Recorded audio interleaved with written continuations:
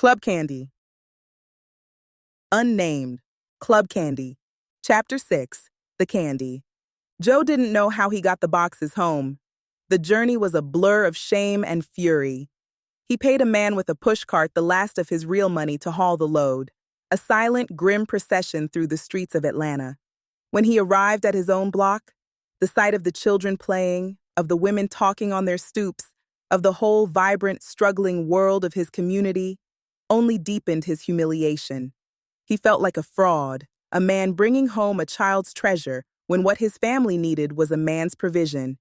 He had the cartman stack the boxes in the small living room, where they stood like a fortress, a cardboard mountain that consumed the already cramped space.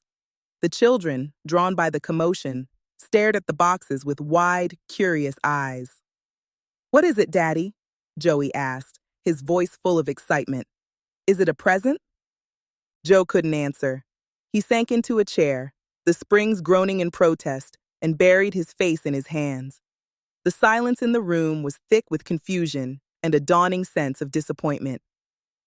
Eleanor came from the kitchen, wiping her hands on her apron. She took in the scene at a glance, the mountain of boxes, the children's expectant faces, the defeated slump of her husband's shoulders. She said nothing.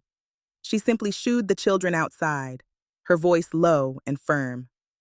"Go on now. Your daddy's tired. Go on." When they were alone, she stood before him, her presence a quiet, steady anchor in the storm of his shame. "Joe," she said softly. He finally looked up, his eyes red-rimmed and full of a pain that tore at her heart. "It's candy, Ellie," he choked, the words thick with self-loathing. "All of it. Candy. That was my pay. He laughed at me. He played me for a fool." He explained it all then, the whole sordid story, the words tumbling out in a torrent of anger and regret. He told her about the lookout, the heist, the promised real money, and the final, crushing humiliation of the payment. He expected her to yell, to cry, to heap upon him the scorn he so richly deserved. He had betrayed their trust, gambled with their future, and come home with nothing but a pile of sugar. But Eleanor did not yell. She listened, her expression unreadable, her gaze never leaving his face. When he was finished, the silence returned, heavier than before.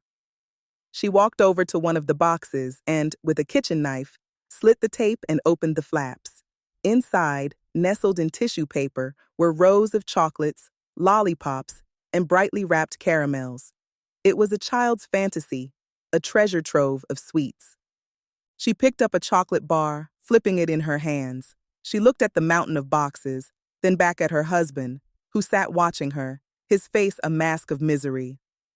"They think they cheated you, Joe," she said, her voice quiet but with a new, steely resonance. "They think they paid you for something worthless." She walked over to him and stood before his chair, forcing him to look up at her. "You were not a fool," she said, her voice fierce.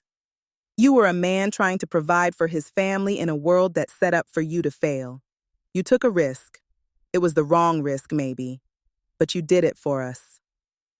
She knelt before him, taking his rough, calloused hands in her own. "Now we're going to be smart. We're going to be smarter than them. They gave you this. They think it's a joke. But it's no joke, Joe. It's inventory."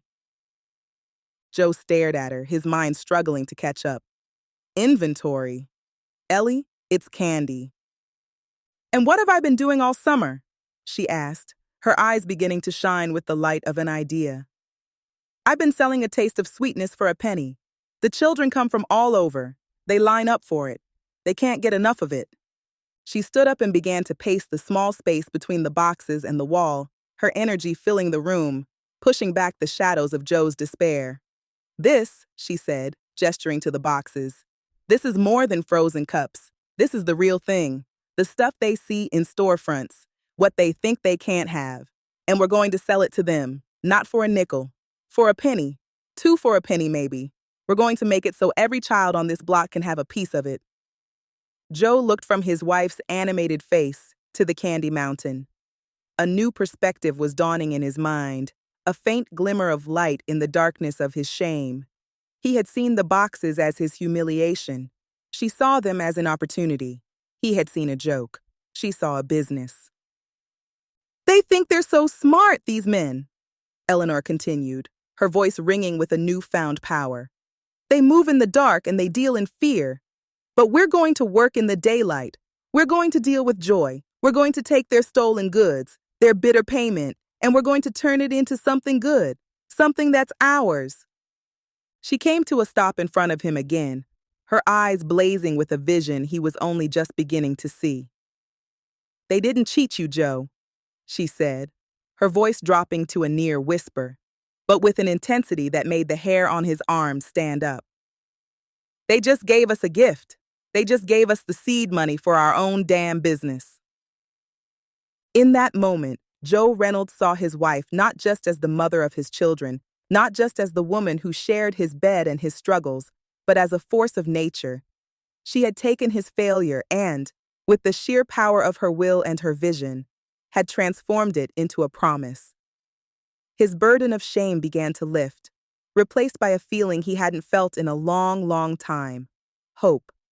The bitter payment was still a betrayal, but it was no longer a defeat. It was, as she had said, a beginning.